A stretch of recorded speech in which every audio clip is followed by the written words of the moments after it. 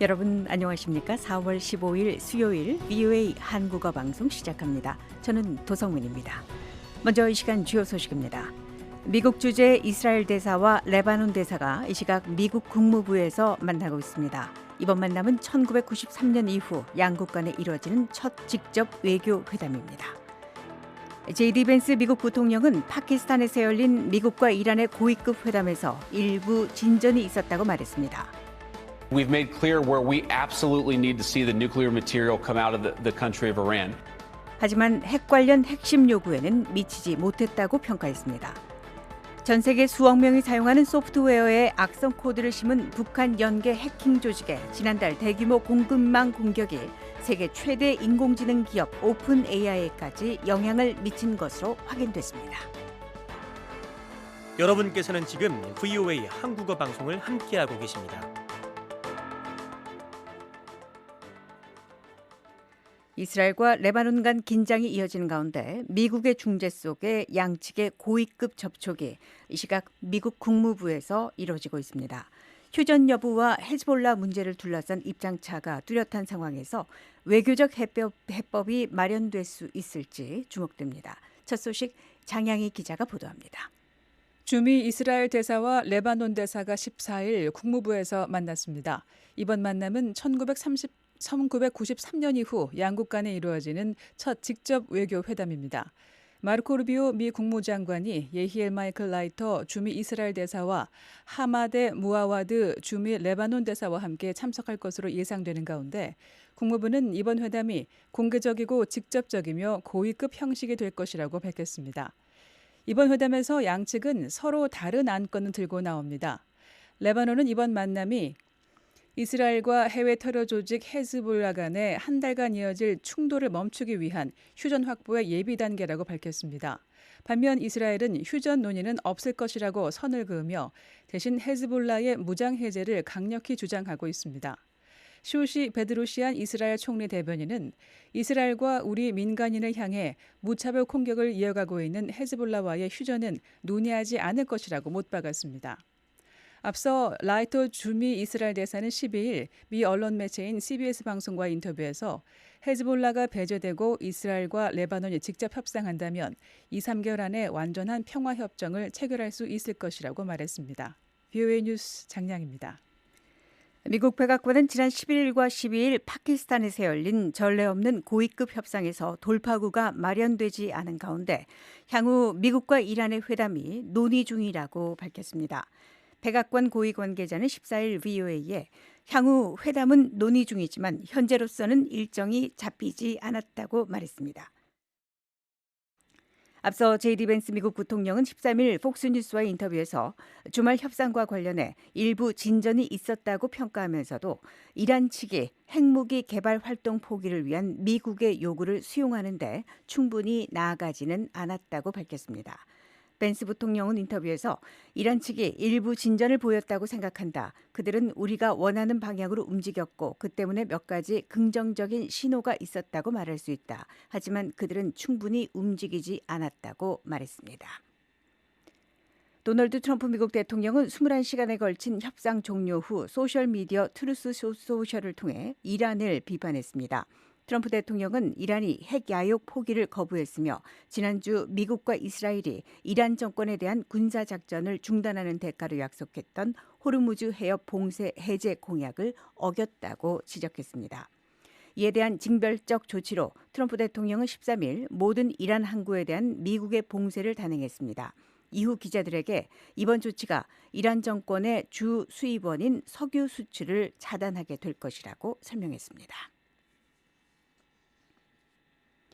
국제정 경제 및 에너지 당국자들이 호르무즈 해협을 통한 해상 운송 차질이 헬륨과 비료, 석유 화학 제품 등 주요 원자재에 미치는 영향에 대해서 경고하고 있습니다. 이란에서 6주째 이어진 전쟁으로 해당 지역의 수출이 사실상 중단되면서 석유와 천연가스를 포함한 여러 분야에서 가격이 급등하고 있습니다. 국제에너지기구 파티 비롤 사무총장은 13일 세계가 전례 없는 안보 에너지 위기에 직면해 있으며 어떤 나라도 예외가 아니라고 밝혔습니다. 유엔 식량농업기구의 수석 경제학자 마시모 토레로는 같은 날 비료 공급 차질이 올해 후반 작물 수확량 감소와 가격 상승으로 이어질 수 있는 상황을 만들고 있다고 말했습니다. 그러면서 현재 이동하지 못하고 있는 선박들이 중요한 공급망을 구성하고 있다고 밝혔습니다. 저희 방송은 인터넷으로 언제든지 청취하실 수 있습니다. 저희 방송을 다시 듣기 원하시는 분은 인터넷 웹사이트 주소 www.voakorea.com으로 접속하시면 됩니다. 여러분의 많은 애청 부탁드립니다. 도널드 트럼프 대통령이 한국계 미국인인 미셸 스틸 전 연방 하원 의원을 주한 미국 대사로 지명했습니다. 상원 인준을 통과할 경우 미한 관계 강화와 북한 인권 문제 대응에서 역할이 주목됩니다. 이조은 기자가 보도합니다. 도널드 트럼프 미국 대통령이 13일 한국계 미국인인 미셸 스틸 전 공화당 연방 하원 의원을 주한 미국 대사로 공식 지명했습니다. 백악관은 이날 상원에 제출한 지명안에서 캘리포니아주 출신 미셸 스틸을 주한 미국 대사로 지명한다고 밝혔습니다.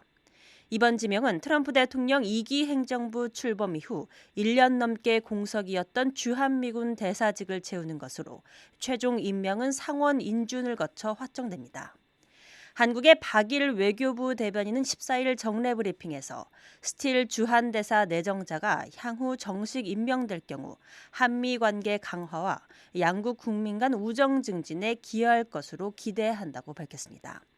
서울 출신의 한국계 미국인인 스틸 내정자는 미국으로 이민한 뒤 캘리포니아주 오렌지 카운티 감독위원을 지냈으며 2020년 연방 하원 의원에 처음 당선된 뒤 2022년 재선에 성공했습니다. 그러나 2024년 선거에선 베트남계 민주당 후보인 데릭 트란에게 패해 낙선했습니다. 스틸 내정자가 상원 인준을 통과할 경우 2011년부터 2014년까지 재임한 성김 전 대사에 이어 두 번째 한국계 미국인 주한 미국 대사가 됩니다. 스틸 내정자는 하원 의원 재임 시절 북한 인권 문제에 특히 큰 관심을 보였습니다. 2024년에는 미 행정부에 서한을 보내 유엔 북한 보편적 전례 인권 검토 과정에서 중국 내 탈북민 강제 북송 문제를 다뤄야 한다고 촉구했으며 같은 해 초당적으로 중국 내 탈북민 보호 결의안에도 참여했습니다. 미북 이산가족 상봉 문제에도 지속적으로 목소리를 내었습니다. Actually, my both parents fled from North Korea. 사실 제 부모님도 모두 북한에서 피난 왔습니다.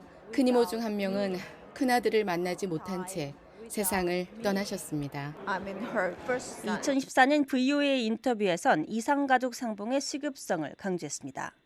트럼프 행정부 2기 출범 이후 주한 미국 대사직은 대사 대리 체제로 운영되었습니다.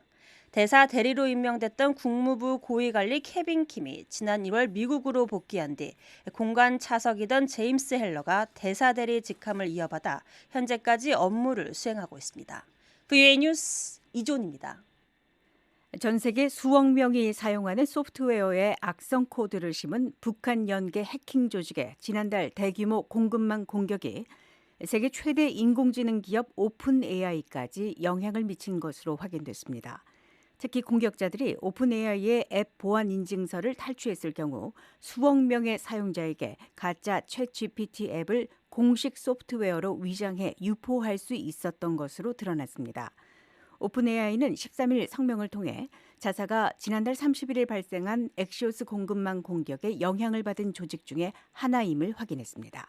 이어 소프트웨어 제작 과정에서 이미 악성 코드에 감염된 프로그램을 내려받아 실행한 것으로 확인됐으며 이로 인해 챗GPT 데스크톱 앱 등의 공식 보안 인증서가 외부에 노출됐을 가능성이 있다고 밝혔습니다. 그러면서 만약 인증서가 탈취됐을 경우 공격자들이 악성 코드가 담긴 가짜 프로그램에 오픈 AI가 공식 제작한 안전한 앱이라는 디지털 서명을 붙여 유포하는 것이 가능했다고 밝혔습니다.